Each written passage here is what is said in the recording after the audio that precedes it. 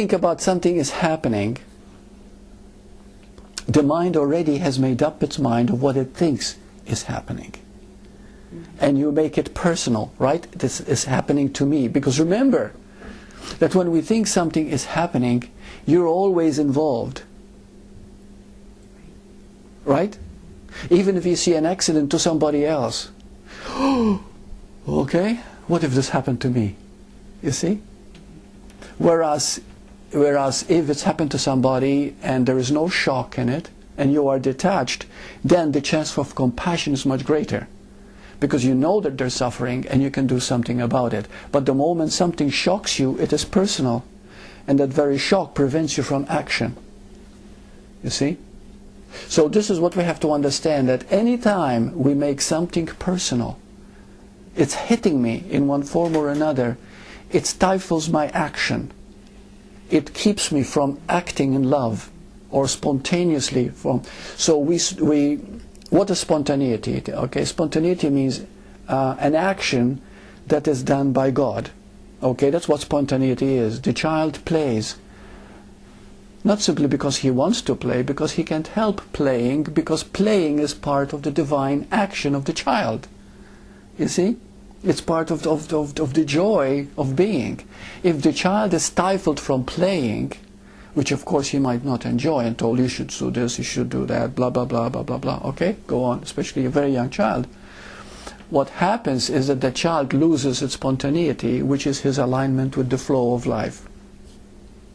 Okay? So to the extent that we become detached observers of what is, without personal involvement, the more we act with compassion and with love and with clarity. Because it comes through us. We're not doing anything. You see? And that is the whole point. That's what love is. Acting beyond the personal. So spontaneity becomes a flow. And that flow means that you are not there. Just like when you act with love. See, any action that has sincere love means you never did it. It was love acting through you, which is the very flow of life. You're so open to the universe that the universe is acting through you. And then there's love. But the moment the personal, even minutely, even the slightest idea, I wonder what, how should I, or maybe, oh, they're looking at me, or the slightest idea of person being there, you've cut off the connection with the I, because you brought the I into a small hole, small box. So what do you do? Is it just the awareness of knowing you've brought it into the small that then resolves it and that's right. You become aware, because you don't exist. There's nothing you can do. See, another thing too, which is really quite something to explore, and it's very, very beautiful. There is no doer. There's only life. You see, when you were in your mother's womb, your mother didn't do anything. All they did is just the father and the mother got together and they had intercourse. That's it. Okay? But the formation of the fetus that formed your eyes, your body formed, everything was done by was done by being, was done by it. When you came out, at that very moment of birth, according to how the whole cosmos was rearranged, determined your temperament, your zodiac sign, everything else.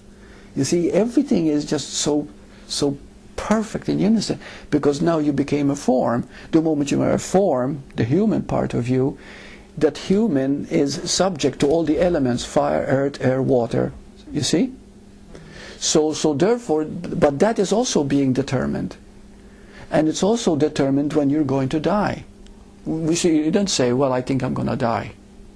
You know, when I'm 80, when I'm 90, when I'm 100. It sounds like it's your destiny when you say it. Exactly. Yeah. So the form, when it doesn't understand that it is God playing through the form, it has destiny. Mm-hmm. Very good. But when you understand, good, very good. Keep feeling this. But when you realize that you are really not a form, the consciousness now that is seeing, experiencing, is not a form. You can hear and see, not because you have these tools, but because you have being, consciousness, which is activating through the physical form. But the physical form is nothing more than an animating principle of the spirit. In reality, it just comes and goes. You see? So therefore, if you make the form very real, then there is destiny to you. There is reincarnation to you. Because you think of a person being a person. But if you see the whole picture, that it is God acting through you, there's only spontaneous action, then nothing is happening. So there is no destiny, there is no beginning or end, there is nothing. You see? So to the extent that we realize the ultimate being, to that extent we find peace and find love, because there's nothing that can restrict or block it. Because we are expanding. We still seem to be the same personality, the same body, the same everything.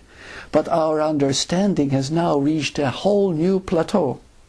You see, even our brain has rearranged its structure to meet this demand of knowing. You see what I mean? We do not see it physically, but it's been said, even Bhagavan Ramana Maharshi pointed this out, that as we begin to understand more and more and realize our oneness, the frontal lobe, the very brain itself, expands. And it reaches greater understanding. The brain itself reaches, more capacity to feel, to know, to understand, to see. So everything begins to change to meet that. But it's not a growth. It's a usage, because I think it was psychologists who said that the average person doesn't use more than 3% of his brain. You see? Now the brain is about 13 billion cells in it. And it's an incredible creation of the is. It's much more powerful than any computer you can think of. But it's adjusted accordingly to give you the experience of the senses and form, nervous system, and it activates everything in the form as if everything is real. But it's just like something being in touch. God is there, and He's giving you different brains, 6.5 billion brains, is there, and is keeping tab through it, so to speak. Okay. Now comes the question of, do we have free will? There's no such thing. There's no such thing as free will, is there? No.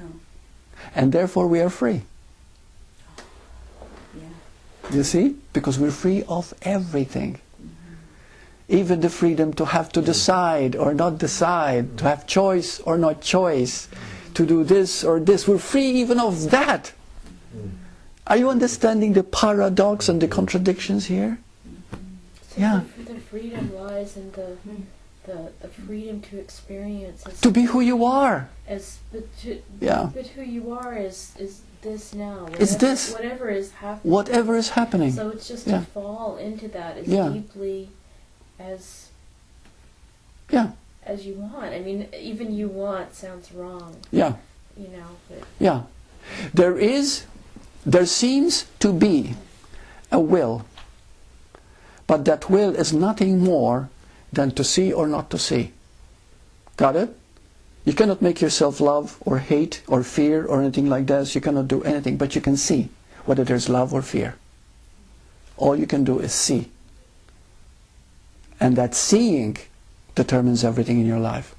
So we cannot grow or not grow, but we can see. Do you understand the difference here? Yeah.